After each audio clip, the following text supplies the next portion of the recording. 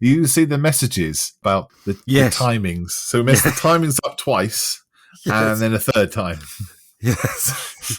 So there was 3 times we messed it up. I don't know whether people think we did it on purpose, but they think it's quite funny. Yes. Yeah, it's quite bizarre, isn't it? The fact we've been honest and actually it's worked in our favour. Maybe that's what they expect. Yeah, you're talking about Paul Brown's comment. At least that solves the day after, before, after, during, podcast, after podcast release day confusion. Well, yeah, but we might cancel it again. Keep it on your toes. That's marketing. I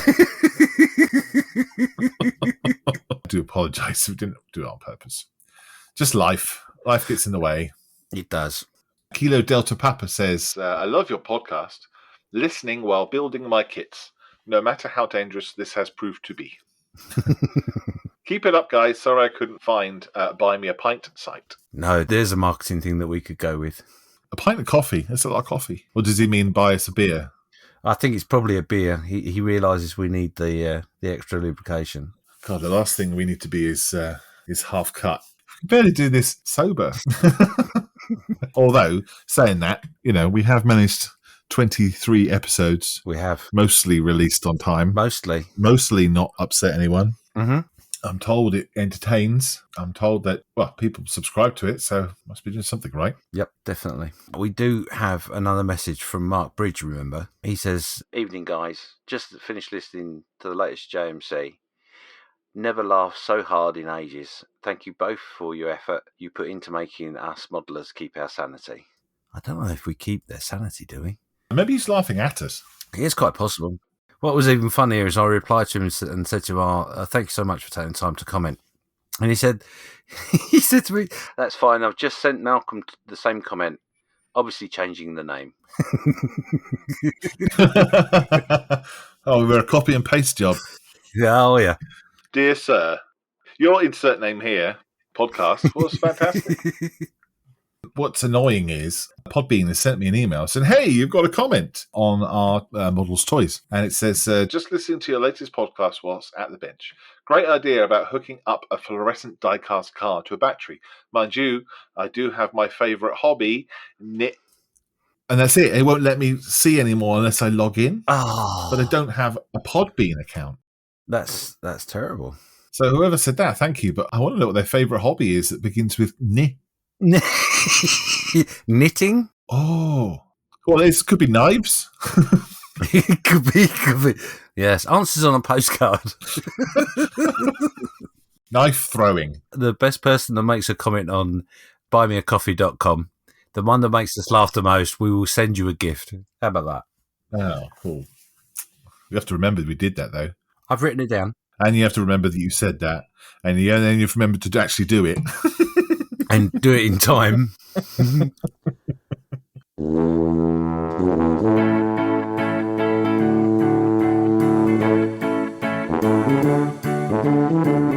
I am Malcolm Childs. And I am James Giffins. And we are Just Making Conversation. The show where we discuss the ins and outs of the model making hobby that we both love so much. From the greasy sprues to the gloss coats and everything in between, we are going to just make conversation.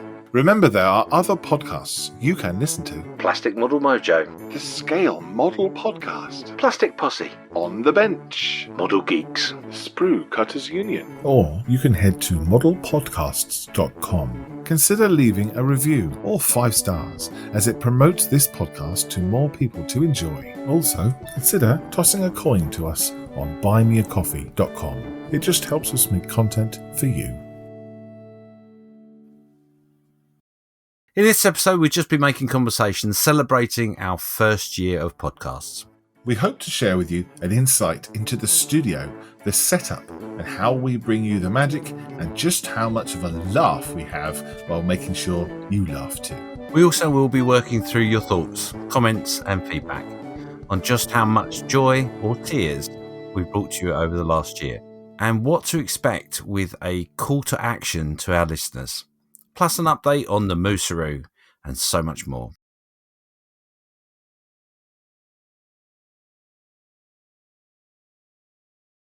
I went for my booster jab yesterday. Okay, yeah.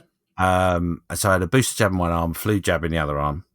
And while we're sitting there waiting, my wife suddenly announces to me that her words were, "Oh, look at this. You really need to buy this for Christmas for me." Bearing in mind, we sat in a chemist, so that was a bit worrying to start with. But as I turned round, she's holding a pack of stickers of frogs. Okay. Oh, right. Yes. Well, she's got frogophobia, isn't she? She got frogophobia, but she wants stickers of frogs. Anyway, that sort of gives you an insight into my life. But in this episode... Hang on. I've got questions now. Is she able to see a picture of a frog? She's okay looking at a picture of a frog because she knows it's not going to move or jump. Is she okay with the word frog? She's okay with the word frog as long as you don't say frog. Right. In an alarming manner. She's okay. Okay. She's only actually scared of a real frog. Basically, we have a pond in our garden, and obviously there are a lot of frogs around from time to time, and we rehouse them on a regular basis, but unfortunately they keep coming back. And she will do the garden because that's her hobby. She doesn't like modelling. She likes baking flowers and stuff. And she will wander around the garden, and there'll be a scream, and I'll have to go out in the garden because she's literally frozen to the spot because there's a frog near her. She's okay. If I say to her, "There's a frog over there," she can walk over there, look at the frog, walk past it. She's fine. Okay. But it's just purely the case that they have a tendency to jump out at you. Surprise frogs.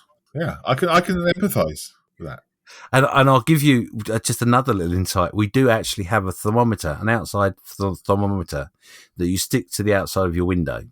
So when you look out the window, you can see what the temperature is outside. Right, yeah. And that is a frog. Is that a warning? So it looks like a frog that's splattered against the window. Is that a warning to the other frogs? Like, yes, don't come near. Don't get this big, and don't get caught because you'll have a thermometer stuck into your body. Is it a rectal thermometer inside a real frog?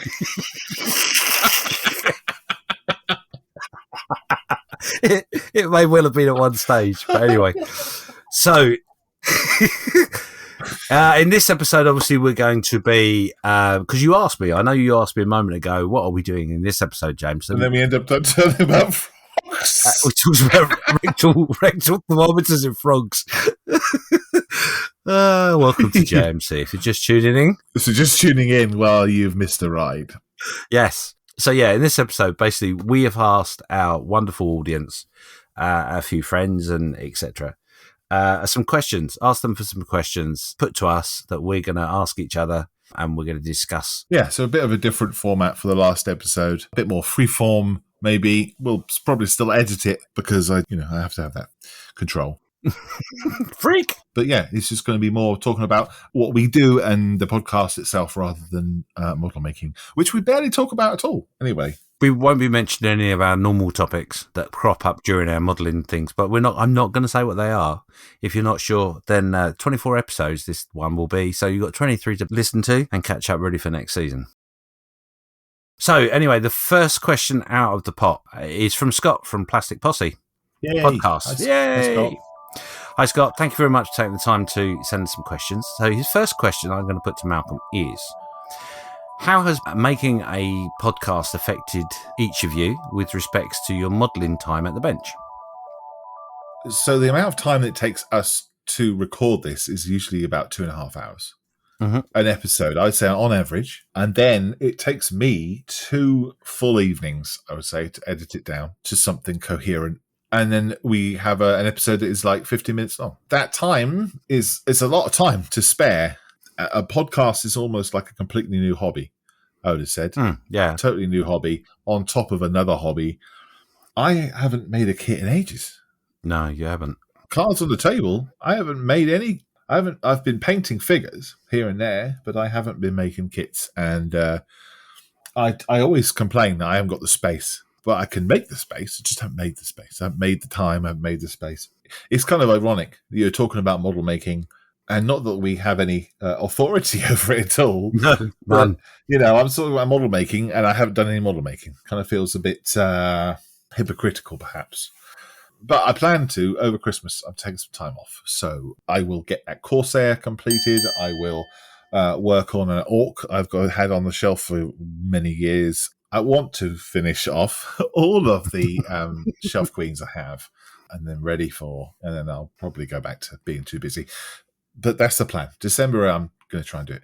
So back to the question. Podcast making is a time sink. What about you, James? For me, I haven't actually done any model making at all either for well over a month. But I'll be honest, it's because I've just been doing too much juggling.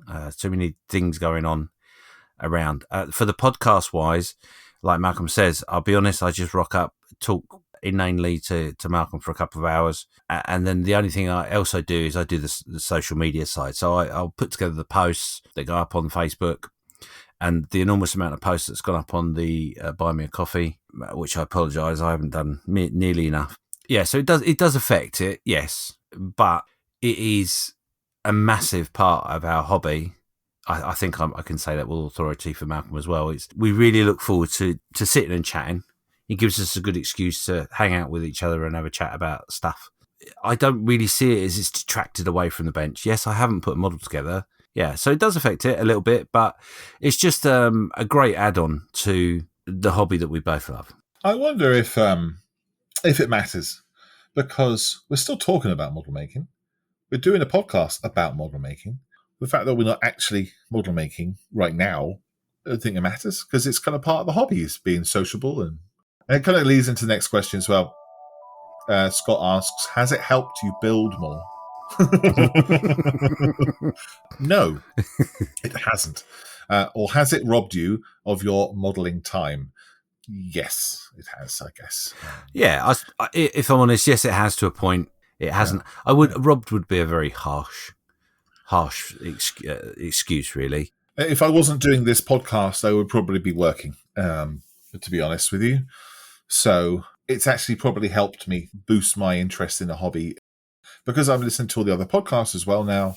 That's all part of it. Part of a colloquial, social, modelly soup. In a way, it's actually given me more time at the bench, in theory. Listening to the great content of the other podcasts and that sort of stuff has actually given us more time in the hobby. Great question, Scott. Thanks. Yeah, well done, mate. Next up is John. Hi, John. Thanks for sending the questions in. It's got 3 here. When would there be too many parts? Or conversely, when would there be too few parts? And he's talking about model making here, I guess. In a kit, is there too many parts? No, I don't think so. It depends on the kit. Depends on what you're building. Like, for example, I'm thinking at the top of my head, a toon tank. There's not many parts in a toon tank, but there's just enough for you to glue some stuff together, and it's a great mojo builder, etc. So you don't want something too intense. When you want to get into something a lot more complicated with bundles of PE and all that sort of stuff, no, there's not that. I suppose, actually, if I'm honest, there is an occasion when there's too many parts, and that's a dragon kit when you've got lots left over. Well, I would say track links. Yeah, that's just unnecessary. Personally, and I would know I've just lost half the listeners, but personally, any track links is just torture. And then he says, when would there be too few parts? Well, one. If there's only one part, then it wouldn't be model making, would it be? Just you've got the thing done already. So more than one part. Otherwise, you're not sticking anything together. But see, now, on your desk right now is a little orc, isn't it? No, it's not. Is that Cockney for something? No, this isn't a London thing. A hawk? Orc. Your Dungeons and Masters, whatever. He's a dwarf. I thought you said he was an orc. I apologise. Gosh. Well, he's very small, you see. When you hold him next to you, he looks very small, so it's got to be a dwarf, right? He's a dwarf, yes, that's right. He's not an orc. Look at him, he's beautiful. Yes, that's true. Yeah, okay. So, yeah, he is one part. He's one big 3D model lump, so you're right. I guess you can't have too few parts, can you? It's down to what you're getting from the model. So, one part, you're experimenting, you're playing with your painting techniques, etc., etc. So it's not about the gluing together, it's about what you do with it. The answer, in a quick sum up, is no, there's never too many parts, and there's never too few parts. Dodge that question. So his next question is going to be right up your alley. His next question is, how many shades of grey are there? Is he referring to the book 50 Shades of Grey? That would be 50 then. Yes, there'd be 50. So there is a book called 50,000 Shades of Grey. Right. Okay. And it is the phrase shades of grey written 50,000 times. On Amazon, you can find it if you search 50,000 Shades of Grey. It's written by S.C. Ashen, who has his own YouTube channel. Click on it and you can see images from the book itself. It says here, one of the things about the book, it says that if you glue this book to your hand, you will be unable to put it down. It's a little bit like this podcast. Yeah, it says romance, intrigue, domination, control, subservience, clarity, epiphany, release, and euphoria. None of these words relate to the contents of this book. We'll put a link up there for 50,000 Shades of Grey. Write it down. It's on the list now. I'm actually going to throw back a question to you, John, which is there enough shades of grey? I would say there's not, personally. How many can you name right now? Grey? Okay, good one. That's the number one. There's light grey. Dark grey. Medium grey, dark grey. Barley grey. There's cobalt grey. Graphite grey. Oh, nice. I like how you pulled that one out. Deck grey. Do you mean deck tan? No, it's deck grey. It is deck tan, but it's not tan, is it? Come on. If you went abroad and went on holiday to get a tan and you come back that colour, they'd rush you to hospital. Yeah, that's true. Fair enough. Anthracite grey. Sea grey. Ash grey. Green grey. Pale grey. I'd just like to point out, I am reading this from the bowls. There are lots of shades of grey, but in all honesty, there isn't enough because let's face it, when you're doing a grey airplane, how many times do you play with that grey and make it a bit darker, a bit lighter?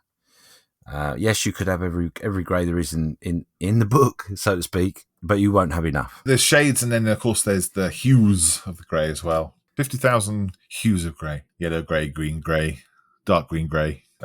Anyway. Thanks, John. That's an interesting question, and I hope we've answered it in a roundabout way. We've provided 6 minutes of content with that question. Thank you, John. Oh, well, there you go. Thanks for your support. Thanks, John. So the next question up is from Carl Smith. Thank you, Carl, for taking the time to give us a question. It's only one, but it's a very important one, I think. He says, my biggest question would be, why a podcast and what inspired it? It's a very fluid medium in that you don't really know what's going to come out of it at the end. You know what you're going to be talking about and what your content's going to be, but unless you scripted every single word, you don't know how it's going to go. Mm-hmm. You don't know what opinions are going to be made or what jokes or how long it's going to go on for. I think that's quite fun. I like the idea of it being a conversation. I remember people saying to me that just making conversation sounds like dudes sitting next to a fire drinking something. I don't know very good alcohol. Tizer. Brandy. Oh, Tizer. Mm-hmm. Tea. No, you wouldn't want to give both of us alcohol, would you? So it'd have to be something non-alcoholic. Tea, yes. Hell no. I would be drinking tea. I would be slurping my tea by the fireplace, talking to you about model making and just trying to make you laugh. Yep. For 2 hours. And that's pretty much it, isn't it? And that's probably why, because it's fun. Yeah. And I have the recording equipment, and so do you already. So it's kind of made sense, I guess. And I really like listening to podcasts as well. And what inspired it for me is listening to the Scale Model podcast, Plastic Posse as well, listening to those. There's other podcasts that I listen to that aren't particularly about model making, which I enjoy. And I like the medium. I like the fact that you can just sort of plug in and listen. And as you alluded to earlier on, you find that you'll have to rewind if something happens and your attention goes. And I think that's really cool because obviously you want to catch up with the conversation. And normally, if you're talking to someone, they would stop, But I like it. I like the human side of it, I suppose. What about you? For me, I think one of the big differences, because we both do live shows on for YouTube and that sort of thing, streaming. Mm-hmm. When I watch a stream that's live, you miss something. And if you go back, at some point, you're going to have to miss a chunk because then you're not live. You're talking about me? You're calling me chunky? I'm not going to mention your size at all today. Oh, yes. This is a size-free zone. Yep. Thinking of a particular live broadcast that's done from UMP, and they cram an awful lot of stuff into their live streams. And, I can remember numerous times where Tim, for example, has been doing the kits that he's found, and, what's new, what's coming out, all that sort of stuff. And skipping back because I've missed something, or because my wife's sitting behind me eating toast and I can't hear, or, all that sort of stuff. But you inevitably find yourself skipping back and then having to skip forward to be live. And then do you then rewatch to try and find that part that you missed? So that's the difference between that and a podcast. A podcast, you can literally pause, rewind, whatever. You listen to it numerous times. And for me personally, I had been asked about podcasts before, and I'll be honest, my first reaction was, but a podcast, you can't see anything. Yeah. And that's to do with me, and that's the way my brain works. I am very much a hands-on, be watching what someone's doing and maybe doing it myself, that sort of thing. So podcasts were a bit alien to me before I started. And what inspired me was Malcolm. That's as simple as that. Malcolm asked me. Did I? Yeah, you asked me if I'd like to give it a go. The pretense of that was a case of exactly like you alluded to earlier, which was, we're just going to basically sit and have a conversation and see how it goes. And that appealed to me a great deal because obviously there's no effort, is there? There is no effort. We just turn up and talk diddly squat. But there is actually an awful lot more to it. We don't have scripts. We have topics. We're a bit like what we're doing tonight. I'm sitting in a dark room, which is pretty normal this time of day. Tonight we've got questions. It isn't any different to that. So the last thing that sold it to me really from Malcolm was we've taken an approach that there isn't any pressure. So we can post up podcasts when they're ready, when we've done it. We record them when we've got time. In Malcolm's case, he's got children to look after or something, or I've got to take the wife to work or walk the cat or whatever. We just schedule it around everything else. So, and going back to the earlier question of how much time it's taken away from the bench and stuff, it's because the format we have, we're very loosey-goosey with it in a way. We're lucky that it just fits in, drops in when life allows us to do it. So that's inspiring in itself. That's quite evident with when we were trying to organise the live thing we were going to do with the Moosaroo. The dates just kept getting pulled back and moved, and then things got forgotten and missed. And, it's just life, isn't it? That's what happens. The podcast is a low priority, obviously, with other things. We still try and get them done, don't we? Yeah, no, I've alluded to the fact that we're loosey-goosey about it. We do have a structure in our timings, and would you believe? Yeah, if we miss a week, I know the people that are listening to this will be upset that there's not an episode, but they're cool with that. That's fine. There's no pressure from them either. Yes. And I think that's great because we have a relaxed approach to it, and it would appear our community are the same. Yeah, maybe that comes across then, that we're just relaxed about it. Like, whatever, it's just podcast. We don't mind. You don't mind. We enjoy making it, and I hope you enjoy listening, so everyone wins. Oh, well, cool. I'm glad I inspired you to do it. I did kind of twist your arm. We basically were having a conversation, weren't we? And I'm sure you won't mind me saying this. With the hard work that you do, you needed an outlet not related to everything else that goes on around you. And if I'm honest, that phrase was the winning phrase to me. Was the case of, do you know what? I wouldn't mind doing something that's not linked. Well done, Carl. Great question. Thank you, Carl. Mm. Simon, he has many questions, so let's go through them. In hindsight, James, what would you have done differently? Bought a bigger notebook and a calendar. I think, I'll be honest, I don't honestly think there's anything that I regret that we've done. Maybe a couple of bits here and there, with workload and blah, blah, blah, but planning and time management. Yeah. Kind of goes into what we just said about just being loosey-goosey about it. Yeah. And I think if we had done it more kind of like regimented and I was on your back all the time and said, we must get this done, and you were on my back all the time, it wouldn't have been as fun. And they would have probably come out quite obviously in the podcast. Well, if I could have done, I would have hired somebody to edit the thing. I would have got a less squeaky chair. I've really enjoyed it so far. Next question is, what are your plans for the next 12 to 24 months? Our next plan is to do a second series, another year of podcasting. We are open to suggestions with subjects to talk about. We have a very long list of things that we talk about, of modeling memes, tropes, ideas, catchphrases, and I think there's an endless supply of interesting things to talk about. Mm-hmm. Some of the plans we've got for the next series.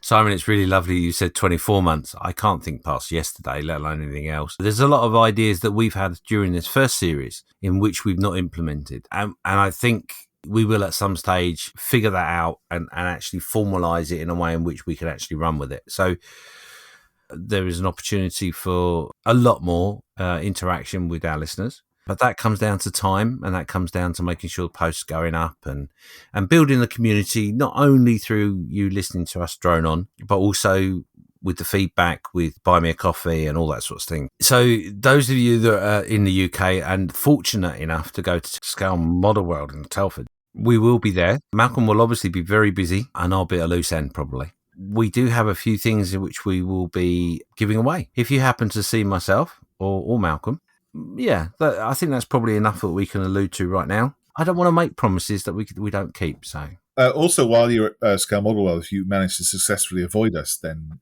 you also get a prize by not having to talk to us at all. Next question is, with model making being so visual, how do you ensure that that element isn't lost in a verbal format? That was my big worry. But talking to people that have listened to it, I don't think that's become an issue, No. if I'm honest. I think we've been very fortunate in that respect. Yep. We're very conscious, aren't we, that, when we talk about something, we describe it in depth. And if we're not quite sure, we Google it, potentially live. Yeah. Well, certainly live while we're talking. Yeah, it is difficult. And it is a constant thought in the back of my mind of make sure you paint a picture so people can understand. Well, I think we have that kind of backup, don't we, on social media, that we can post a picture. We can put links to people who are particularly interested in the subject we're talking about. They can click on that if they wish. Yeah. There is that side. It's a subject that we can talk about all the time. You don't have to be... I like to analogize. You don't have to be doing archery to be enjoying archery. You could be talking about archery. This could be a podcast about archery, right? It doesn't mean we have to be doing archery. Could you imagine? My first thought, as soon as you started that analogy, was I know exactly what sound effects going in there. This one. Mm-hmm. The point is, do we have to be actually using a bow and arrow while we're on a podcast? No, because it would be dangerous and silly. Yeah, and that would be a non-visual medium, because then you could also lie, couldn't you? Say, oh, look, I hit the bullseye again. Oh, dear. He's very good at archery, I've got to be honest. He gets that bullseye every time. In fact, the amount of arrows that you've split down the middle where you've gone straight through the other one that was in the target already, it's just... So it costs a lot of money. It does have to keep buying new ones. I am completely amazed that my introduction to podcasts was Scale Model Shed. Yeah. That was good, yeah. Really good. And even listening to those guys, and they were very descriptive, I still worried. But since I've been doing it, and since I've been listening a lot more, I've decided I like Radio 4 quite a lot. Oh, that's interesting. The spoken word. I can't imagine you listen to Radio 4 and the Archers. Oh, no, I do like Woman's Hour. Love that. Oh, God, I can't stand Women's Hour, but that's a whole other podcast. I bend the ear of my wife off when Women's Hour's been on. I say, oh, my God, can you believe what they were talking about? Again. What I find interesting about Radio 4 is there's a lot of sex on it, and there's a lot of swearing, like way before the watershed, and I don't know how they get around that. It's Radio 4. Yes, but a child can operate a radio. Yeah, but we established earlier that people don't listen on the radio. They listen to the radio on the radio, James. Yes, it's always an element in which we're conscious of. But I'm hoping you guys that are listening right now will agree that we've not managed to lose that element by us painting our pictures. Let's move on to the next question. So the next question from Simon is, what was your favourite episode so far and why? Favourite episode? Poor. That's... Well, while you think about that, I'm going to just jump in. I'll be honest, my favourite episode is the one I'm recording right now. And that's not because I don't think any of the other episodes are... What you guys probably don't realise is that when we record this, Malcolm goes off into his dark room and edits it. And before it goes out publicly to you lot, I get it first. So I re-listen to what we recorded the week or two before. And I really enjoy that. And that is just like a spell check, isn't it? To make sure I haven't said anything stupid or I haven't put the music in the wrong place. Yeah, that's all it is. But I really enjoy that. And I find it quite amazing, actually, just how much I enjoy it, because it reignites the conversation we had. There's bits that I know that have been cut out, and that's fine. In most times, that's probably very, very appropriate. I haven't gone back and listened to our first one. I think I should, really. But yeah, so yeah, my answer to that would be the one I'm doing now. What about yourself? The very first one we did about inspiration, that was good. I think that was our pilot, wasn't it? It was our pilot, yeah. That was really good. I really enjoyed that one because I realised, oh wow, this is quite fun to record and to edit and to put out and to share. And I think the one when we talked about the tools was really interesting because you were sharing insights into your hobby that was related to tools that you had when you were a kid. And I thought that was awesome because it's not just about going to a hobby shop and buy the latest tank and building it. There is heart and soul and human side to all of what we do. It was lovely to hear about you talking about your tools. Yeah, that's the other thing that I've really enjoyed about making the podcast, is because it has given me the opportunity to look back at things, talking about my brother's mishap, tools that I've got that are my very first tools that happen to be items that my mother thought that had got lost. And also all those sorts of things.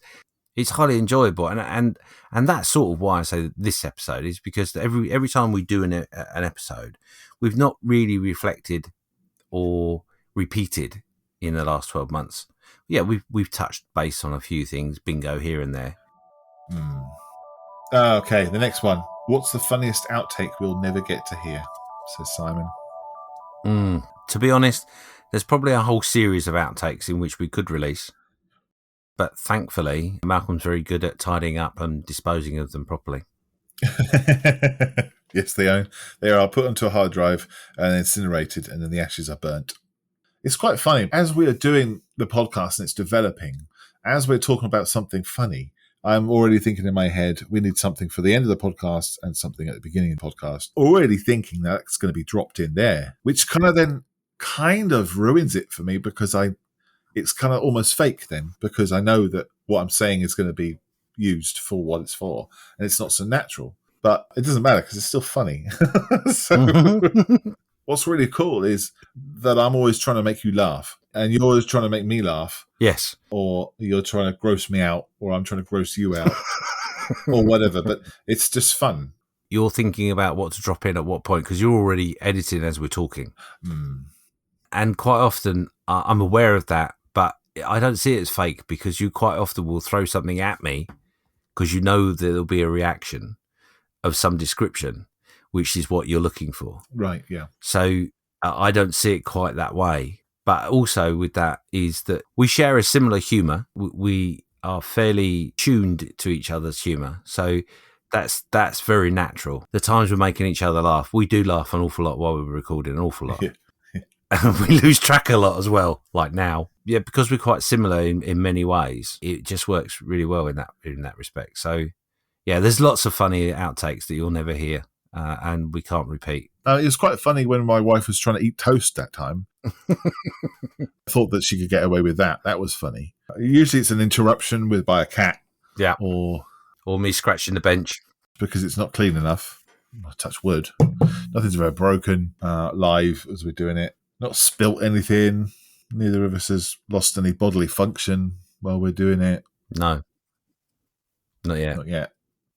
So I hope that answers your question, Simon. Simon's next question. What's been your best and worst modelling purchase this year? Well, I can answer that one very quickly. Mm-hmm. This year, I have not bought one single model. What? Yeah. Stand back. People have bought me models. It's very kind of them, and but I have not purchased any. And you know why? Mm-hmm. The reason is I am saving myself, right? Mm-hmm. I'm saving myself for the 1/48 scale Revel Blackbird. Ah, yes. Kit's about 70, 80 quid. I will be buying that. When I say that, my wife is in the room, and she possibly will disagree. But that's my intention, let's say. Mm-hmm. So that's saving my money for. So when you say you're saving yourself, is this for your birthday? Because you did mention this, or is this for Christmas? Well, luckily my birthday is coming up on the 22nd. That's the 22nd of November. Ah, that's what it was. Yeah. And if nobody comes through for me for that, then there is Christmas. So I'll try again then. I do plan on buying it soon. It'll be out soon, so very excited about that. So that will be my only modelling purchase this year. And then I have bought other bolt action figures and things, and they're great. So I don't really have a worse one. How about you? Luckily, my wife isn't here to slap me around the head or taser me. I have bought several models this year, as always. The best one I built is the one that I enjoyed doing the most, which would be Nelly. It's a figure of an Asian elephant. I think that's probably my best buy because it's the one I enjoyed a lot. It's the one model, maybe one of two, that I've actually done a little bit of research to. And it's different. It wasn't a Spitfire. It wasn't. Yeah. You put a lot into that, and you were very open to criticism, and you took that criticism and you made it even better. And I think that's you also really loved it because of that. That is another thing to Nelly, is that she's opened my eyes to social media, and I've learned actually that putting your big boy pants on sometimes and putting money where your mouth is worth the effort. Yeah. And thank you to those people that helped. It did help a lot. My worst purchase was from a retail store called Aldi, and I bought myself 2 tools. And I'm going to just reach underneath the side to remind me what they were, because they have pride of place right next to the bin. They're both from a company called Workstation, and one is a set of files, metal files, that comes with a handle that you can attach to each file. Okay. So you've got one handle with 6 files. And the other one was a drill, a hand drill, which came with a great deal of drill bits. Oh, is this the middle of Lidl purchase then? Yes, the middle of Lidl. The reason that us men go to Lidl is because we like the bits in the middle of the store. I'm not allowed to go to Lidl and go to the middle of Lidl. No disrespect to the company. They were reasonably cheap, I would say. Probably on the cheap side. But the cheapness came through very quickly when I took the drill bit out, put it into my little hand drill, and then put the hand drill back into the box and put the drill bits somewhere where I would use them, and then stuck it right underneath the side. It lasted literally 3 minutes. Oh, that's a shame. So it's a shame. I will leave those out to remind me to take a picture of them so you can see in the social media. But yeah, they were shocking. Absolutely shocking. And when I say they were cheap, yes, they were cheap, good value, cheap. However, they were very expensive, poor value. Gave you 3 minutes of drilling, and I guess that's what you paid for.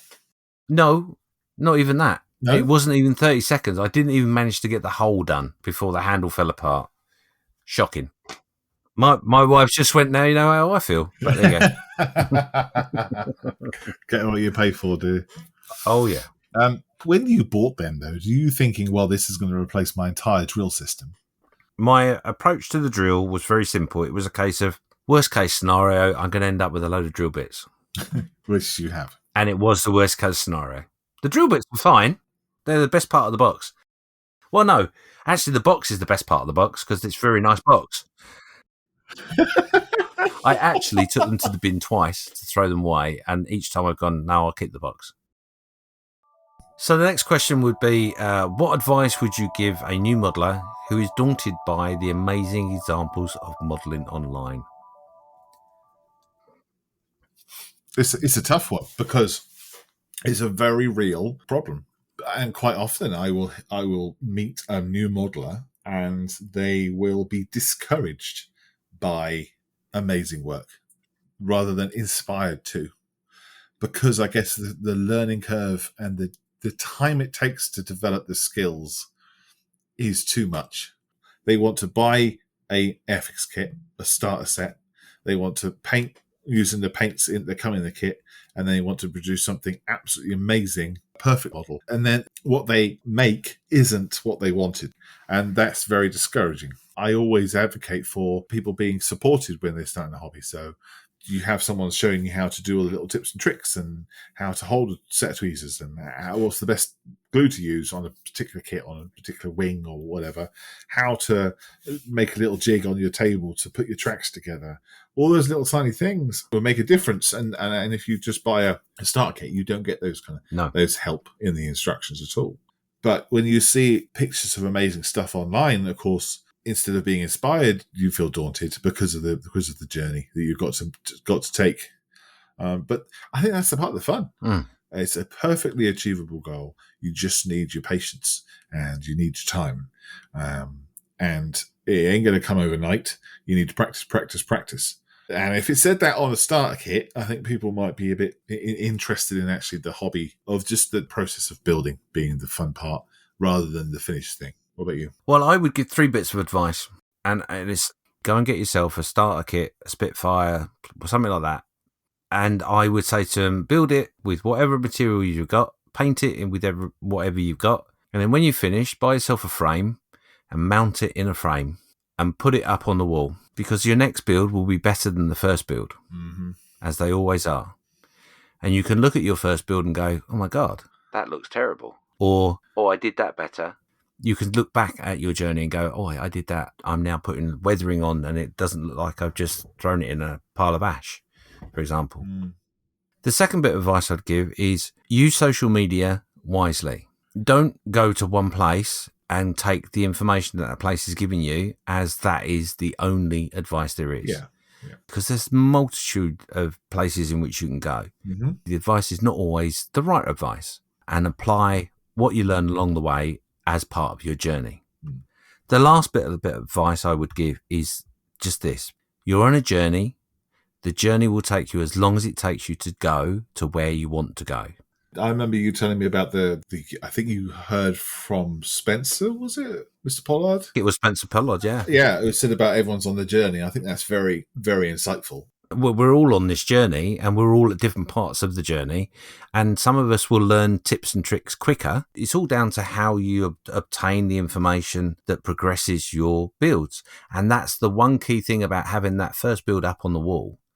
It's not to make you feel bad. It's not to give you a negative. It's to give you a positive. Then if you reflect what you're doing right now to a kit you did before or before that, you can see physically the journey. And harping back to that earlier question, which was what kit would you build all year long?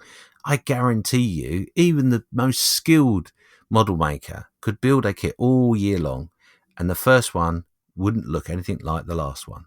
They'd all be different. I heard Modeler at a wargaming show that I went to last week. It was great to be out at a show. He was standing there with his 7-year-old daughter, and they were talking about, and he said to me, oh, I've been trying to get the technique of making it look right for years and years and years. And my 6-year-old daughter splodged some paint on and then patted it with something and went, what do you think of that, Dad? And he went, oh my, that's spot on. That's just, how did you do that? So now he's telling all his friends how to achieve that from something a 6-year-old girl did. She didn't have any other knowledge. She just went, oh, if I get a bit of sponge and there you go, it's done, isn't it? And it was amazing not only to see passion that he had for that moment, but also seeing his daughter feeling engulfed by his admiration of her skill. And that was really humbling to see, because that is what happens all the time within this community, is that someone will come up with something that you just didn't think of. And that's only because you've got these blinkers on where you've been listening to advice of how to achieve this, that, and the other, and you're too scared or just don't think. As a new modeler, that's exactly what you've got to take into account. You're starting this hobby, you're on a journey, experiment, practice. I believe that if I put time and effort into something, it will come out the way I want it to look. If I have that time and effort, but I never do. So it never comes out the same way that I want it to. If you train and if you work hard and if you put time and effort into something, you will achieve the thing you want, right? Yeah. Brilliant. There you go. Thank you, Simon, for all those questions. Brilliant questions, Simon. Well done. This might be a long podcast, just pre-warning you. This might be a good time for a commercial break, and the commercial break is this. If you need a break, now is the time. Quickly run off and get yourself a cup of coffee.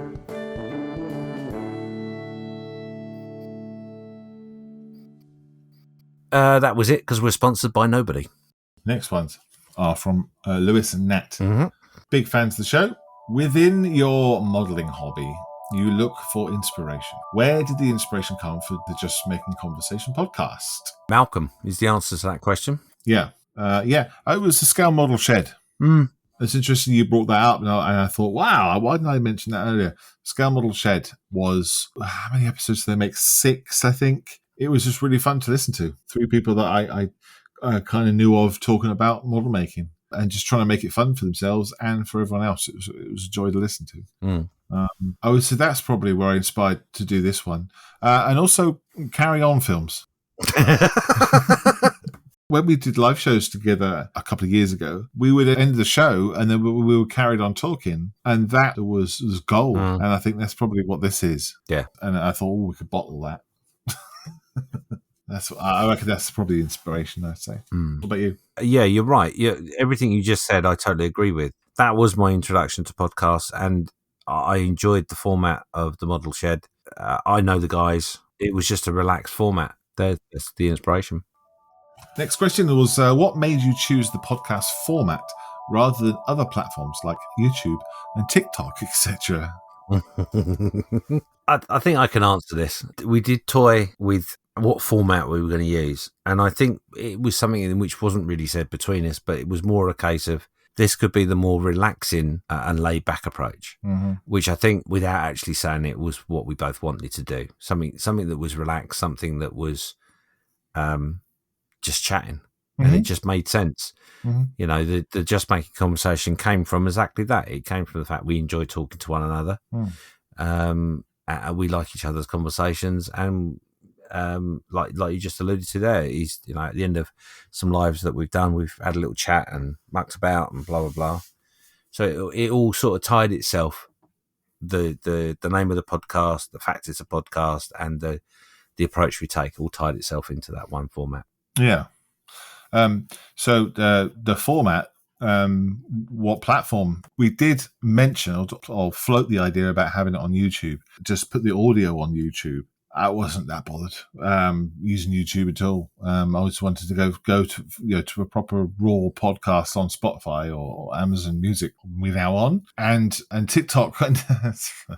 No, no, I'm not doing TikTok. No, it's bad enough having to distribute to so many different podcast distributors, so that every episode is on Amazon, every episode is on Spotify, every episode is on the Apple platform. As long as we share where we actually host the podcast on our Facebook, that's the platform we've chosen. But I could screen share this entire thing and record it. It wouldn't be the same then, you know? No, I think you'd lose an awful lot by doing that as well. Yeah, I'd have to put some clothes on.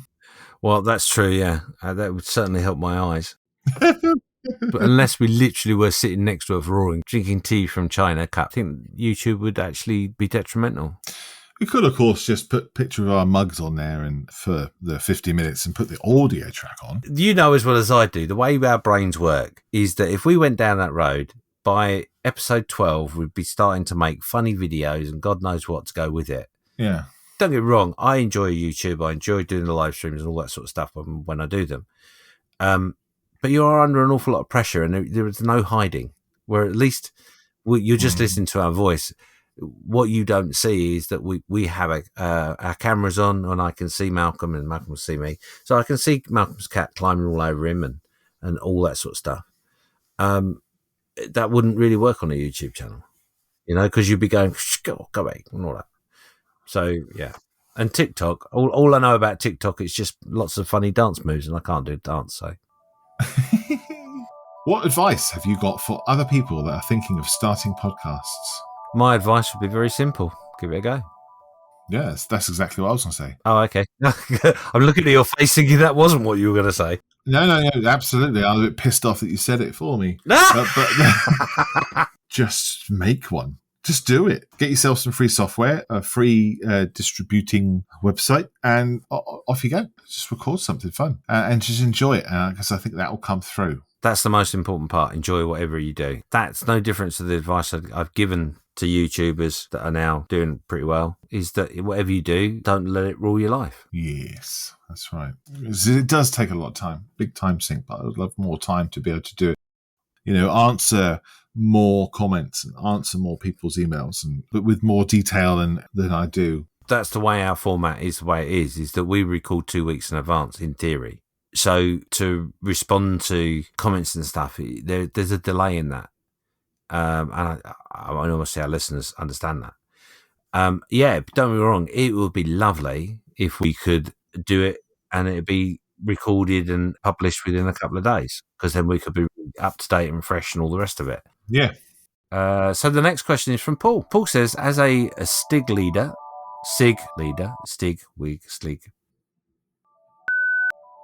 Paul says, as a SIG leader of Russian wheels and track. SIG. Oh, SIG. Oh, for crying out loud. Paul asked a question. As a leader of a SIG, Russian wheels and tracks, there's a great debate. What colour is Russian green? Well, there are thousands and thousands of different types of Russian green because of the amount of weathering, the amount of light, the amount of whatever colour was underneath it.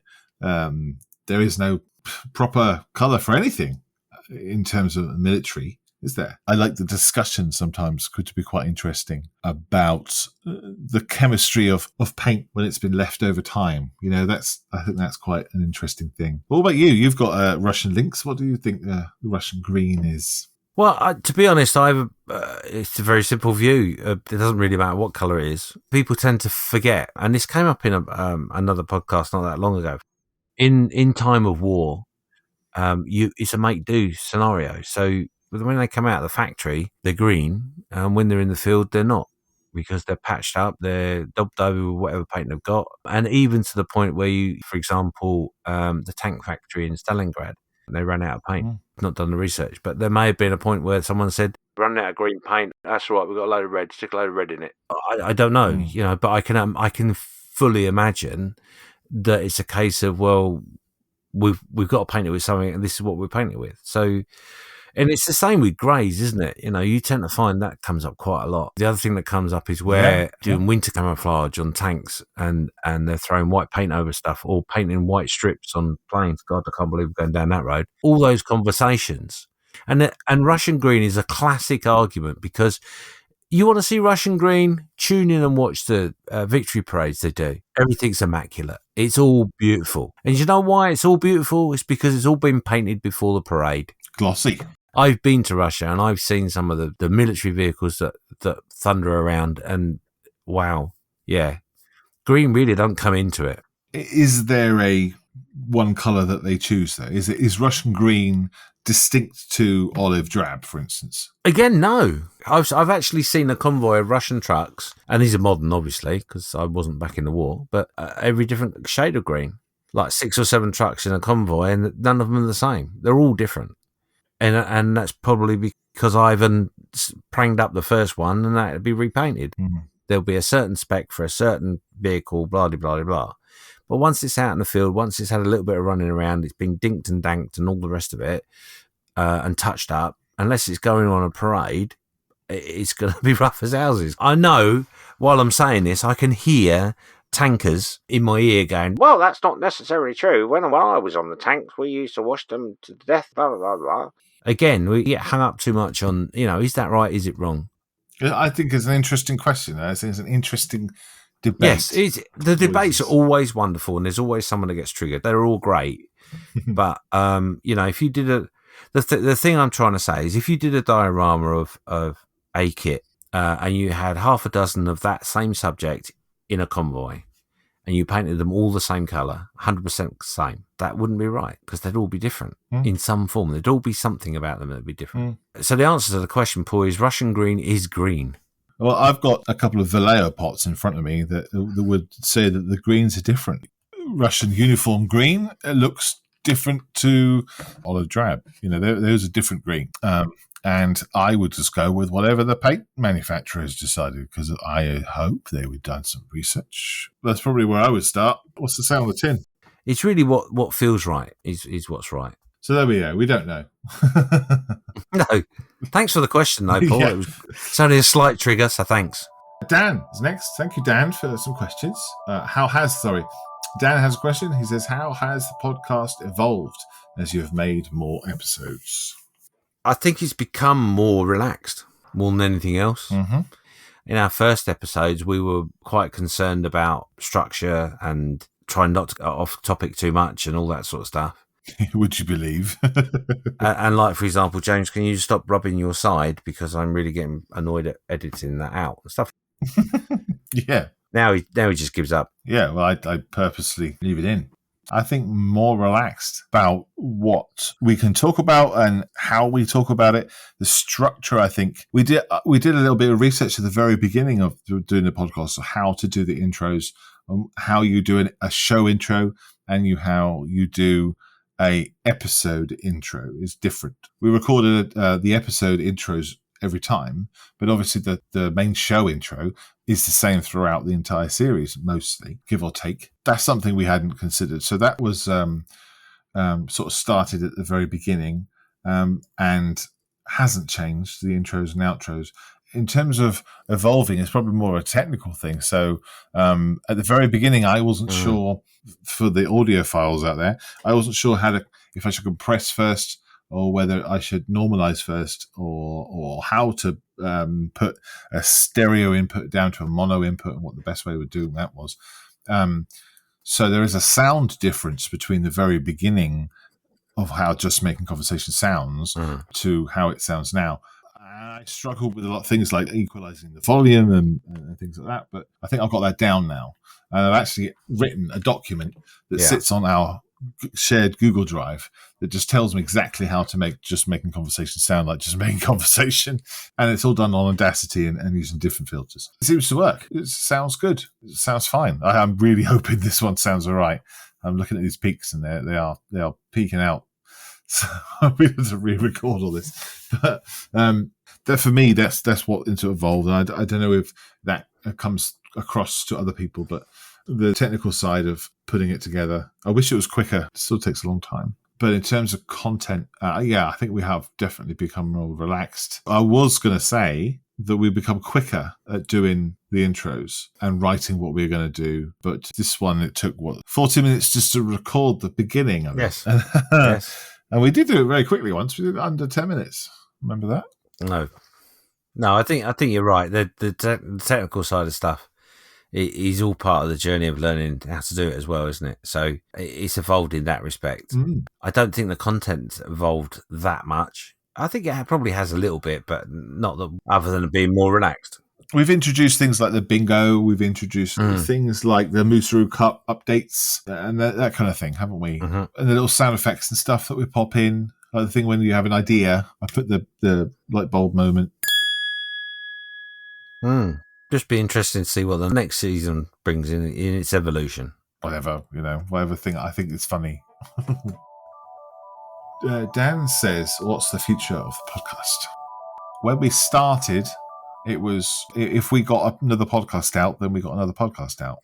You know, if you and I would suddenly become very busy, or if we had a family illness or something, then we wouldn't be able to do it. Then it would probably stop. You know, we'll probably start it again. But there was no kind of like, oh, let's start a podcast and let's do an entire series for a year and see how it goes. It was like, let's see how the first one goes. Let's see how the second one goes. Yeah, that's it. Still like talking to me after a couple of months. Yeah, and we also didn't know quite how it was going to go down either. Funny enough, even this evening we were being staggered at just the numbers. So we didn't plan anything, did we, in that respect? No, I can't believe how many people we have listening to us. Yeah, and also, you know, the charts and stuff that are out there, the positions we're in as well, just astounds me at times. But and some very peculiar places as well. So we are very international in the people that listen to us, which we're very grateful for, no matter where you are in the world. Yes. Hello to Norway. Yes. And South Africa and Malta. We are. We are very popular in those countries, and I don't know why, but we're grateful. Indeed, yeah. So the future, Dan, really is more of the same. We've got lots of ideas, and yes, we'd like it to do this and that and the other, but we're not. I think I'm right in saying this. We're not going to put ourselves under any pressure, and as long as we're enjoying doing it, then it will carry on. The moment it becomes too tedious or too stressful, then that we'll drop an episode or whatever. Yeah, we'll take a break. We have juggled, I would say, throughout the entire year about whether we're going to do interviews, whether we're going to do outside broadcasts, whether we're going to bring somebody else into this menage a trois. We haven't said no. We haven't decided that we're not going to do that. It's just that we haven't kind of find the right time or maybe the right person. One of the joys, one of the lucky things we've got for ourselves is that it's just two of us. And that's all we need to concentrate on time-wise. And one of our hesitations with interviews and stuff is another person you've got to take into account, finding the time, etc., etc. And to be totally honest, that's part of the reason we've not done it, isn't it? It's really because we're not quite sure how we would time manage. No. But yeah, nothing's off the table. And like we've said earlier on in this podcast is, you've got some ideas, you've got some thoughts, something you'd really like to hear, then let us know. And if it's something we can achieve, then we will achieve it. Yeah, or just give it a blind go at it. No, achieve it sounded better. Oh, it does, yes. I don't want to promise anything. You know what happens when you do that. So there we go. We don't know. What, says Dan, were the highlights over the last year? I think we've discussed a lot of the highlights, haven't we? I think the highlight is just of finding a couple of hours to sit and chat. Yeah. And two good friends is the highlight. I look forward to sitting down to record it. Specifically, I think it's the community. People feeding back, go, oh, I like your podcast. People I'd never met before saying, thank you for making what you do. It entertains me. Mm-hmm. Which is a lovely thing to say. It is. Those are the highlights, I think. The feedback that we're entertaining people and they're enjoying what we're doing and we're just not really trying, Yeah, I suppose one of the highlights for me, you were talking about the community. Yeah. The support we've had from the other podcasters has been immense. Oh, yeah. And I don't think that can be understated. A whole bunch of people from all around the world willing to communicate with each other about the pitfalls of this hobby of podcasts, because that's what it is. And also being willing to jump in and get involved with other things because they happen to be a podcaster that's tremendous. And I tap my hat to all of you out there. And also the ones that have just come online as well recently. They're the same. Everybody seems to be the same. It just reignites the love of the community and the fact that realistically you can put a whole bunch of strange people in a room. And when I say strange, I don't necessarily mean they're all strange. Some are. Definitely I am, but there you go. You put a bunch of guys in a room, be it online in a stream or in a physical room. They all get on. They've all got the same hobby, all got the same love for the hobby. And it's a giggle. And that's what I love about this community and this hobby is that happens so much. It's humour, it's laughter, and it's... I'll give you a hand, mate. What do you need? Yeah, the human elephant. Elephant? The elephant. Mm-hmm. The human elephant. Oh, jeez. It's the people. It's the dudes behind the microphone and the dudes on the workbenches. It's the people. People are great. He's also asked, what new things have you learnt doing the podcast?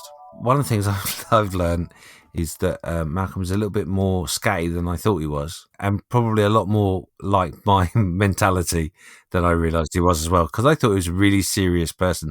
But I think the reason for that is because I crick my neck an awful lot when I look up at him. So he just looks serious when he's up in the clouds. Yeah, a lot of people have said that to me. When I first met you, I thought you were like a suit, rigid, correct, upright. Nothing could be further than the truth, to be honest. It's because they all look up to you. That's what it is. Look up my nostrils and say, well, he's got no nose hairs up there. He must be looking after himself. We weren't going to talk about my tallness. And you... No, we're not going to. So let's move on. No, let's not, because I don't think actually you were talking about my tallness. You were referring to your shortness. Now we can move on. Well, yes. Anyway, the last question from Dan, which I'm going to throw at Malcolm, because Malcolm's the one that gets the fan mail, not me, really. He asks, have you had any dirty fan mail? No. I've had mail that I didn't understand, but no, I haven't had any, unfortunately. No. all the communications we've had have been lovely and kind and honest, and that's great. If you feel like sending me dirty fan mail, you're going to regret that. God, imagine that. People sending you all sorts of different dirty stuff. No, I'm not going to try and imagine it. Anyway, let's move on.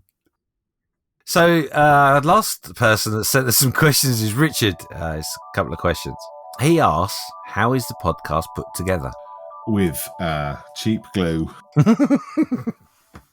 So basically right now we're recording on Zencast, which gives us the audio. We are fortunate in that Zencast have upgraded a little bit so that we can actually use a camera to see each other, which has its pluses and minuses.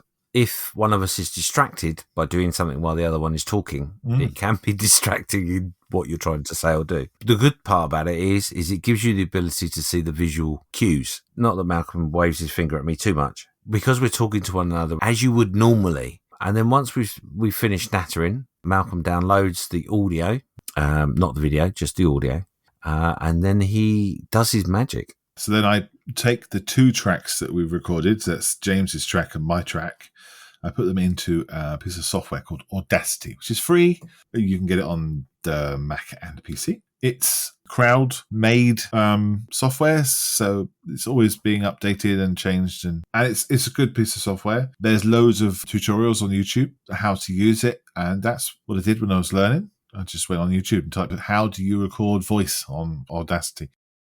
And just went from there. And then once I've got those in, then I have to apply filters to it, which is the compression and normalization. And I add a bit of bass and treble to the voices, and I try and equalize our volumes because mine's different than James's. And also I change physical position, so my audio signature is slightly different. So I try and maintain that throughout, so the listener isn't kind of put off or distracted by audio changes, which can be difficult if you're trying to concentrate on something someone's saying and there's volume changes or distortion or something. It's hard to understand. So I try and do that. And then I will then start actually listening to what we said. That's the fun bit. And I'll start listening to it and I'll be ruthless and I'll cut stuff out that we've said that we were just chatting about. It's coming completely irrelevant and I'll cut it all out. But if something makes me chuckle and I think, oh yeah, that was quite funny, then I'll leave that bit in with the content that we did. But also, as the conversations evolve and we talk about different subjects within the subject we're talking about, I drop in a little sound clip of the music to split the two conversations. Yeah. So I'll put the music coming in and then I'll let it fade out and then we'll start talking about something else.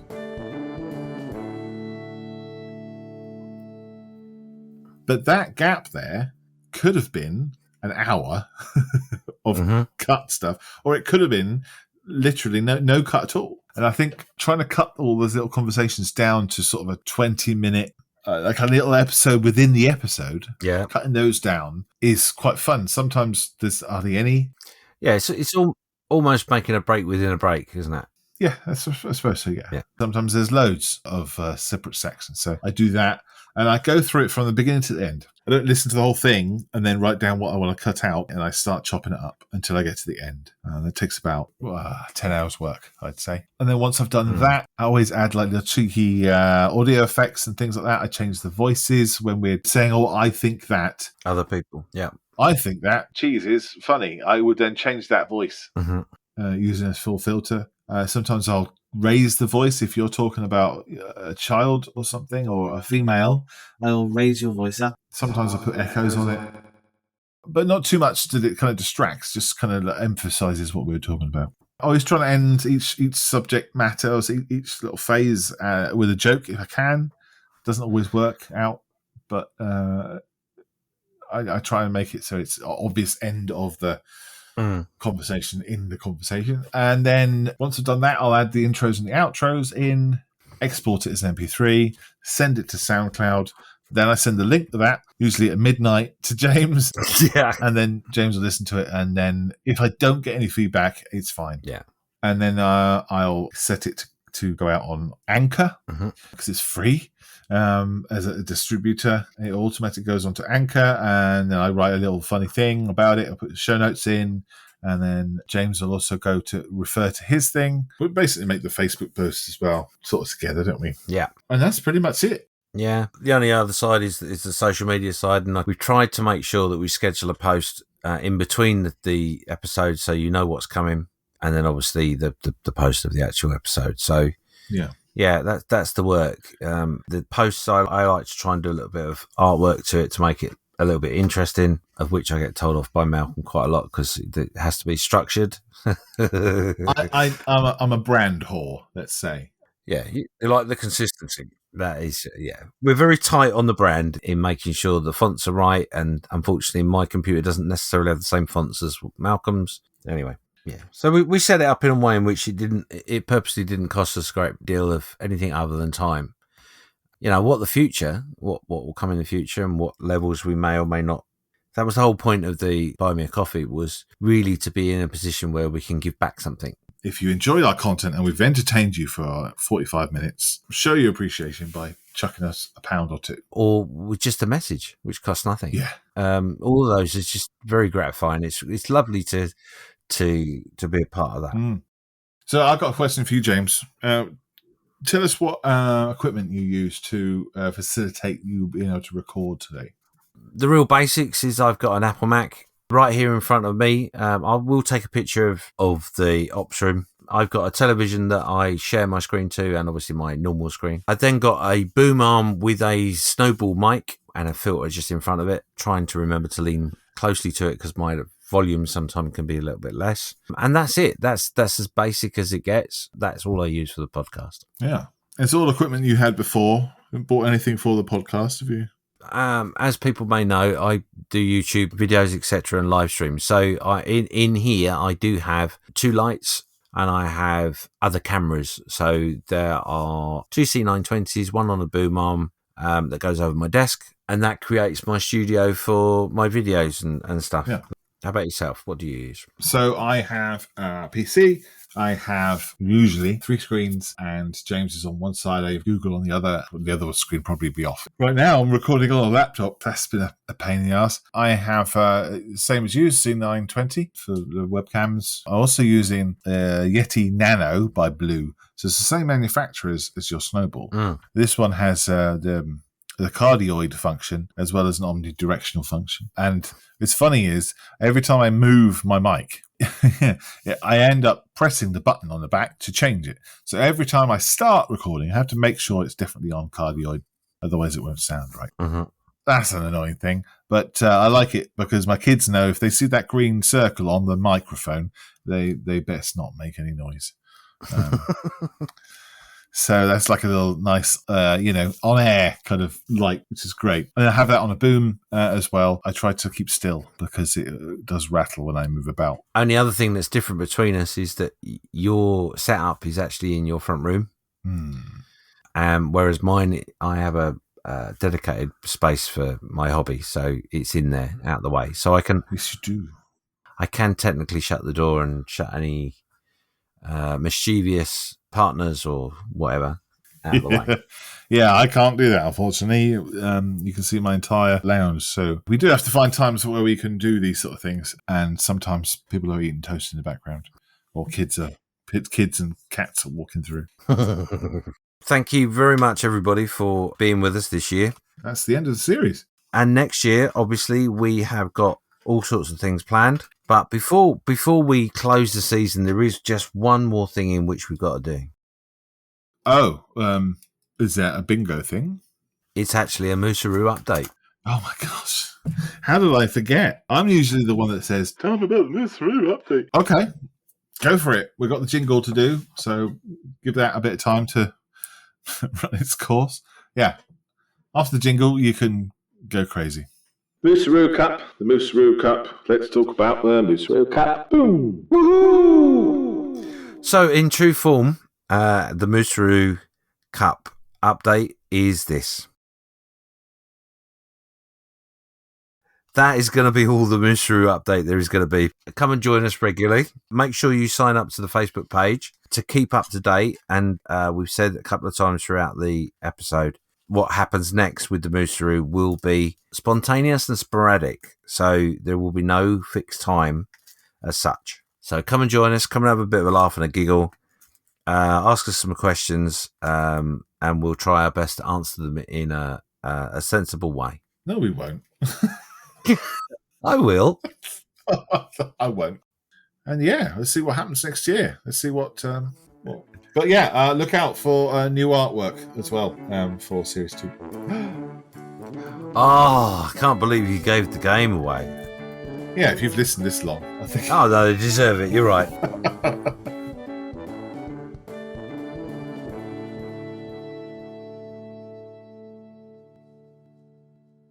After a year of podcasting, I would like to thank my co-host James for his patience and humour, and thank the podcast community for their support, and for those that have shared our podcast over the last year on social media and gave me positive comments and assistance. And I also would like to thank Malcolm for putting up with me, and I join in his thanks for the community and the great support we've had from everybody. It's just been amazing. Thank you. Yeah. I'm going to drink that. A cup of tea.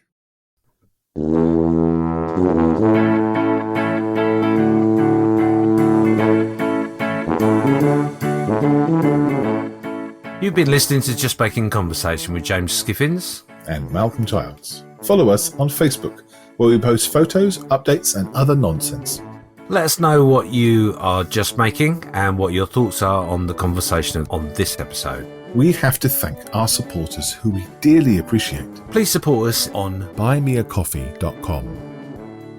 Kilo Delta Papa, Mark, Julian, Ray, Neil, Mike, Robert, Andrew, Drew, John, Mike, Jeff, Richard, Lynn, Gordon and 4 others who took the time to buy me a coffee. If you do show your support, why not leave a message with your name so we can give you a shout out.